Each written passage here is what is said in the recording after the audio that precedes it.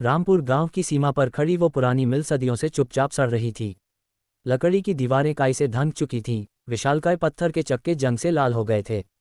गांव वाले कहते थे कि रात में मिल के नीचे से रोने की आवाज़ें आती हैं, जैसे कोई औरत जोर जोर से अपने बच्चे को पुकार रही हो। कोई भी पास नहीं फटकता था। बच्चे डर के मारे मिल का नाम तक नहीं लेते। लेकिन शहर से लौटा हुआ राहुल अलग था। इंजीनियरिंग कॉलेज से छुट्टियां मनाने आया था। उसका दोस्त समीर और उसकी बहन प्रिया भी साथ थे। तीनों ने मिल के बारे में सुनी हुई कहानियां हंसी में उड़ा दी। यार, ये सब अंधविश्वास है, राहुल ने कहा। चलो आज रात चलते हैं। मिल के नीचे कोई गुप्त तहखाना होगा, शायद खजाना मिल जाए। रात के 11 बजे तीनों टॉर्च और रस्सियां लेकर निकले।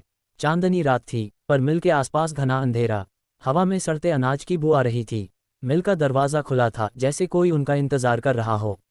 अंदर घुसते ही ठंडी हवा का झोंका लगा। प्रिया ने कांपते हुए कहा, राहुल, सच में कुछ गड़बड़ है यहाँ।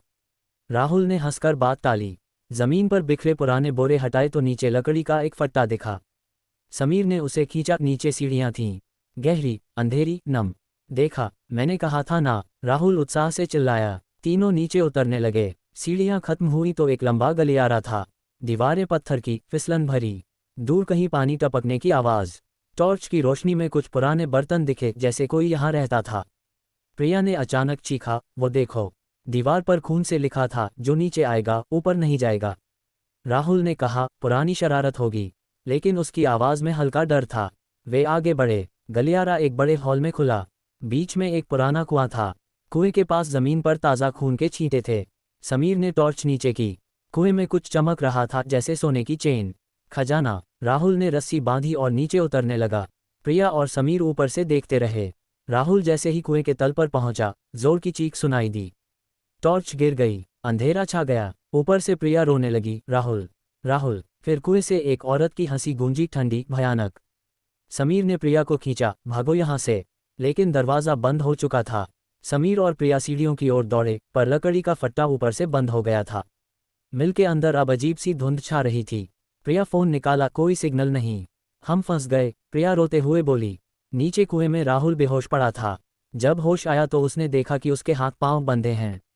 सामने एक औरत खड़ी थी, सफ़ेद साड़ी, लंबे बाल, चेहरा पीला जैसे मुर्दा, आंखें खाली। तू आ गया, औरत ने फुसफुसाए।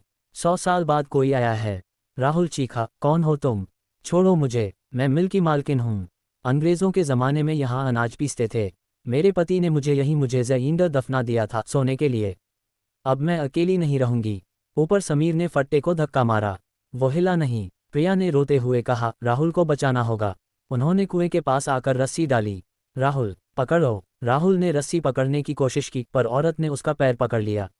नहीं जाएगा, औरत चीखी। उसका चेहरा बदलने लगा, नाक आंख सब गल रहे थे। राहुल ने जोर से झटका दिया और रस्सी पकड़ ली। समीर ने ऊपर से खींचा।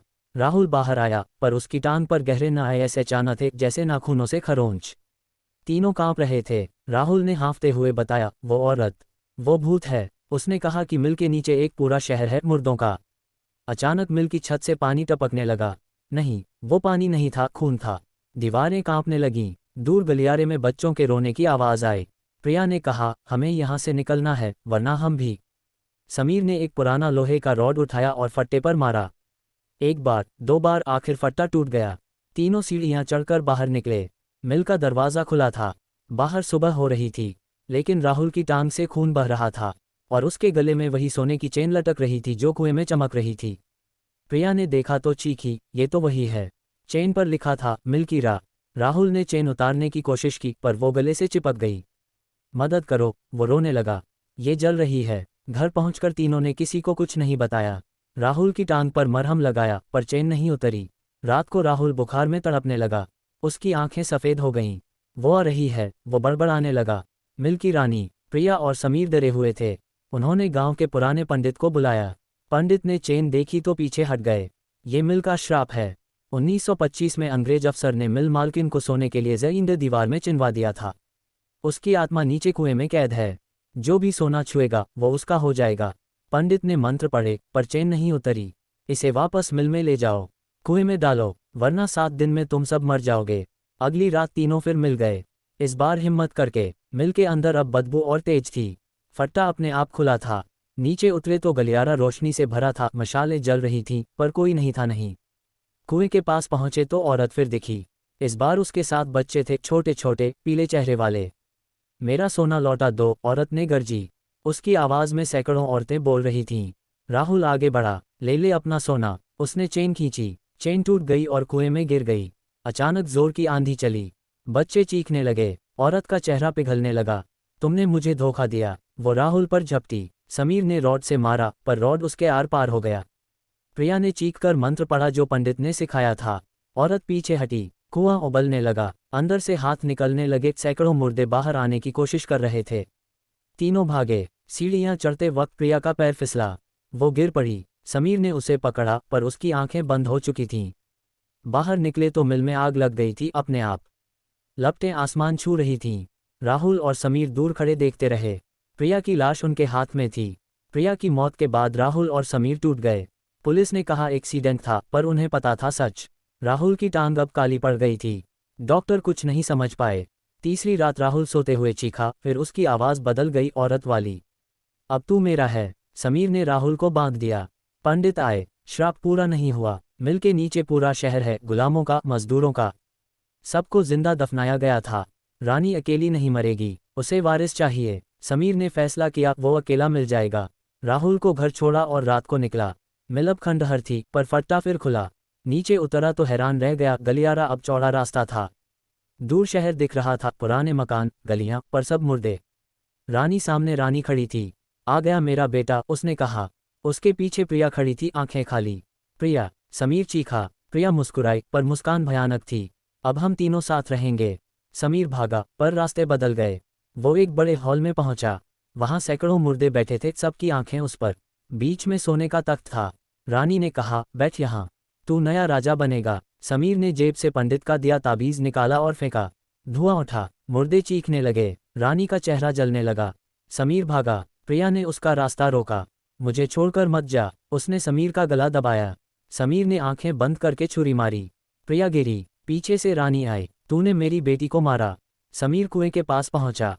उसने खुद को अंदर फेंक दिया। समीर कुएं में गिरा, पर तल पर पानी नहीं था, मुर्दों का ढेर था। सबने उसे पकड़ लिया। ऊपर रानी चीख रही थी, अब कोई नहीं बचेगा। मिल जल रही थी, पर आग नीचे नहीं पहुंच रही थी। राहुल घर पर तड़प रहा था। अचानक उसकी आंखें खुलीं। वो उठा और मिल की ओर चला गया, जैसे कोई खींच रहा हो। मिल में घुसा। फट्टा खुला। नीचे पहुंचा तो समीर मुर्दों से घिरा था। समीर, राहुल चीखा। रानी हंसी। दोनों मेरे हो गए। राहुल ने जेब से पंडित का आखिरी ताबीज निकाला, जिसमें मिल का नक्शा था। उसने नक्शे पर लिखा मंत्र पढ़ा और ताबीज कुएं में फेंका। धमाका हुआ। मुर्दे चीखते हुए जलने लगे। रानी राहुल पर झपटी, पर उसका शरीर धुआं बन गया। प्रिया का शरीर भी गायब हो गया। समीर बाहर निकला। मिल की छत गिरी। दोनों बाहर भागे। पीछे देखा तो मिल धराशायी हो चुकी थी। सुबह हुई। गांव वाले आए। मिल के नीचे से सोने का ढेर निकला, पर कोई छूने की हिम्मत नहीं की। राहुल और समीर चले गए शहर। पर रात को दोनों को सपने आते हैं। रानी बुलाती है, जल्दी आना, हम इंतजार कर रहे हैं। शायद श्राप खत्म नहीं हुआ। शायद मिल के नीचे अब भी कुछ बाकी है।